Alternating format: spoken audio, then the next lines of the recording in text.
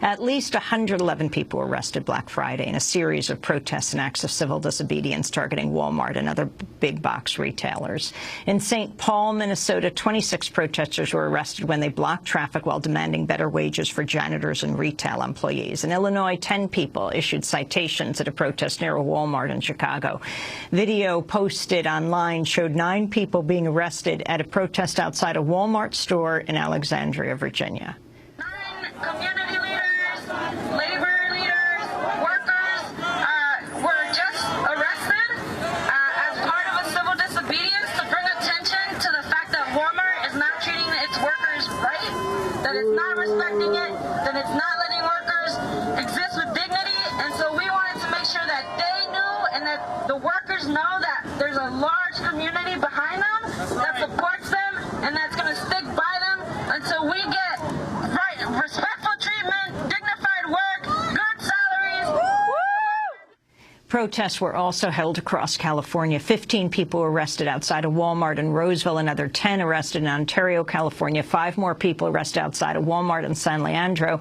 Organizers said actions took place at 1,500 Walmart locations across the country, up from 400 last year. Meanwhile, fast food workers have announced plans to hold a one-day strike in 100 cities Thursday as part of a campaign to win a $15 an hour wage. To talk more about these labor protests, we're joined by Josh Idelson, staff reporter at Salon.com. His latest article, tens of thousands protest, over 100 arrested in Black Friday challenge to Walmart. So how significant were these protests? Well, by some measures, these were the largest protests we've seen against Walmart, in that you had 1,500 stores involved, you had somewhat over 100 people arrested, you had certainly, once again, Walmart put in an uncomfortable spotlight on what should be the happiest day of the year for the retailer. What isn't clear is whether there were any more Walmart employees involved than 1 year ago. And organizers made a strategic shift from last year focusing on strikes to this year putting in the spotlight civil disobedience. Many of the people in those civil disobediences were not Walmart employees. And so the fact that it's not clear we saw any more than the 400-some workers who went on strike in 2012 involved in protests in 2013, I think, speaks to the challenges of organizing at Walmart, particularly in the aftermath of the firing of 23 strikers by Walmart in the period coming after a trip to Arkansas this summer. And talk about the NLRB decision. That's very significant for them. So the National Labor Relations Board has announced that it's ready to issue a complaint, roughly the equivalent of an indictment against Walmart, for a number of allegations involving the company's efforts to restrain people from going on strike. This includes everything from comments made to CNN by David Tovar, a Walmart spokesperson who's since been promoted to vice president, who said that depending on the circumstances, there could be consequences if you don't come to work, to firings, other forms of retaliation, alleged retaliation, various kinds of discipline against workers who stood up. And these allegations have been made throughout the campaign. The alleged retaliation intensified earlier this year after this several-day trip to Arkansas, this protest at the shareholder convention.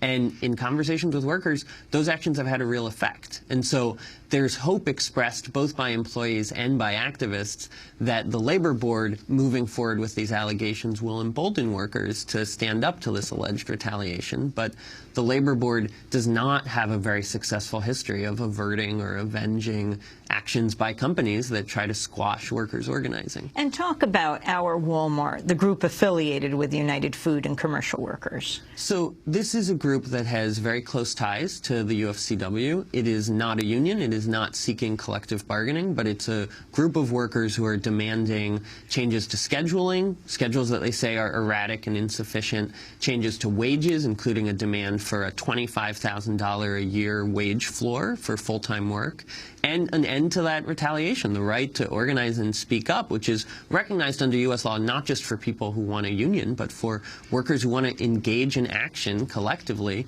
to change their conditions. The amount of public subsidy for Walmart workers, because they make so little, how much does the public pay?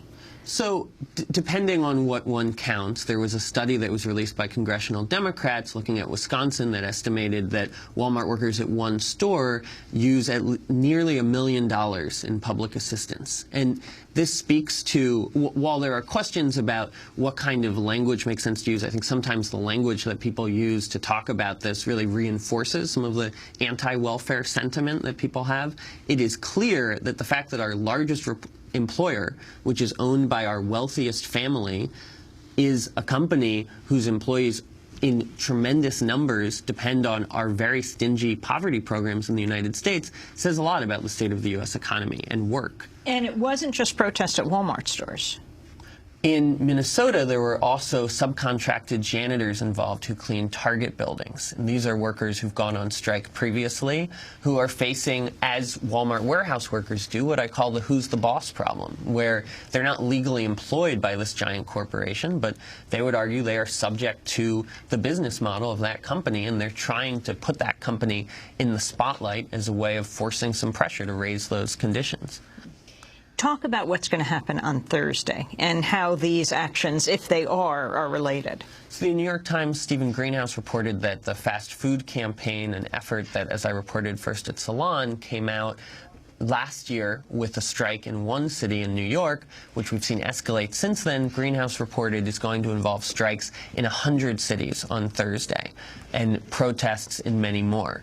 So this is a serious escalation by a campaign that is significantly backed by the Service Employees International Union, that also represents an effort by labor in a time when organized labor is largely on defense to tackle one of our largest and increasingly representative industries. The nature of fast food work increasingly is the nature of work in the United States: precarious, surveilled, involving emotional labor, involving a lack of a consistent schedule, and poverty wages. And so these workers, by going on strike not against one company, but against all the big companies in the industry, and beginning in one city and now escalating reportedly to 100 cities, are trying to squeeze that industry. It remains to be seen whether the end result there, whether the best case scenario for them happens through some kind of national deal with major corporations to pave the way for unionization at the franchisees, or whether the most direct effect is seen through legislative change. But workers have been clear from the beginning that their demand is $15 an hour and the right to unionize. Whole food workers, they're getting involved. In New York, and some of the stores on Thanksgiving, they were open until 4 o'clock. So I reported on the case of Whole Foods workers in Chicago who went on strike demanding the right to be off on Thanksgiving. Their argument was, let people do the shopping up until Thanksgiving, and then on Thanksgiving, this holiday that we've made possible for people, we should get to be home and enjoy it. And those workers at Whole Foods went out on strike in Chicago. This is a group that's tied to the same folks in the fast food movement in Chicago, which also includes retail and Whole Foods. And they got what they wanted. Whole Foods claimed to me and to them that that had been their policy all along, that no one has to work on Thanksgiving if they don't want to. But none of the Whole Foods workers I talked to in Chicago or elsewhere in the country said that that was how the policy had been explained to them. And so a rally planned by those workers for that Wednesday turned into something of a victory rally when the company said, yes, anybody can take the day off on Thanksgiving if they want to. And how does this movement tie in, for example, to the $15 an hour victory that was won at SeaTac Airport in Seattle? So folks who are involved out in Washington State have attributed the political momentum behind that $15 win, that narrow but quite significant in terms of where we go nationally, potentially win, attributed it in part to the call for $15 being made by those fast food workers around the country. Well, Josh, thanks so much for updating us. Josh Idelson, a staff reporter at Salon.com. We'll link to his piece, Tens of Thousands Protest, over 100 Arrested in Black Friday Challenge to Walmart. This is Democracy Now! That does it.